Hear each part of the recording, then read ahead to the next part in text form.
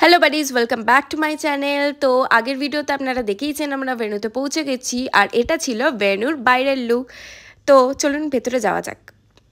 ভেতরে গিয়ে দেখি সমস্ত গেস্টরা চলে এসেছে, আর এখানে দিদি ফটোশ্যুট করছে সমস্ত গেস্টের সাথে। তারপর আমি একটু আমার আউটফিটটা দেখে নিতে বললাম মাকে, তো মা ভিডিও করে দিল। তারপর দেখলাম জিজু চলে এসেছে, তাই বরণ ডালা নিয়ে সবাই রেডি বরণ করার জন্য। তো মা এখানে জিজুকে খুব সুন্দরভাবে বরণ করে নিচ্ছিল, বরণ করে জামাইকে ঘরে নিয়ে আসছে। তারপরে আমি আর বৌদি ভাই এখানে নাচতে নাচতে জিজুর সাথে এন্ট্রি নিচ্ছিলাম, আর এখানে সবাই ভিডিও করছিল।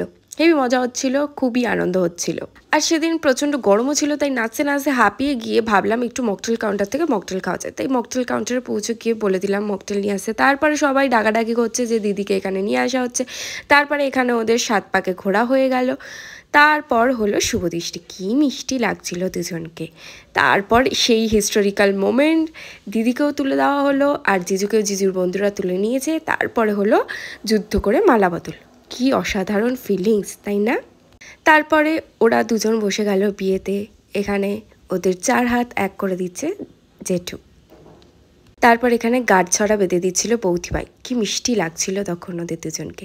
তারপরে এখানেও আবার খবর নিচ্ছে সবাই খেয়েছে নাকি, কারণ রাত হয়ে গেছে অনেক। বিয়েতে বসেও শান্তি নেই। তারপরে এখানে খই ঢালার পর্ব চলে এলো। 7 পাকে ঘুরিয়ে ওরা এখানে খই ঢালছে। তারপর সেই মোমেন্ট চলে এলো যেখানে ভালোবাসার এত বছরের পূর্ণতা পেল। কি মিষ্টি লাগছিল সিঁদুর পরানোর পরে, অসাধারণ লাগছিল। আর জিজু খুব সুন্দরভাবে সিঁদুর পরিয়েছিল। তারপর ওদের খাওয়া দাওয়া হওয়ার পর ওকে আমি একটু ঘুরিয়ে নিয়েছিলাম, ও যথেষ্ট ক্লান্ত তখন। তারপরে এই শ্রী গিফট নিয়ে আমরা বাড়ি ফিরছিলাম। নেক্সট ভিডিওর জন্য ডু লাইক, কমেন্ট আর সাবস্ক্রাইব মাই চ্যানেল।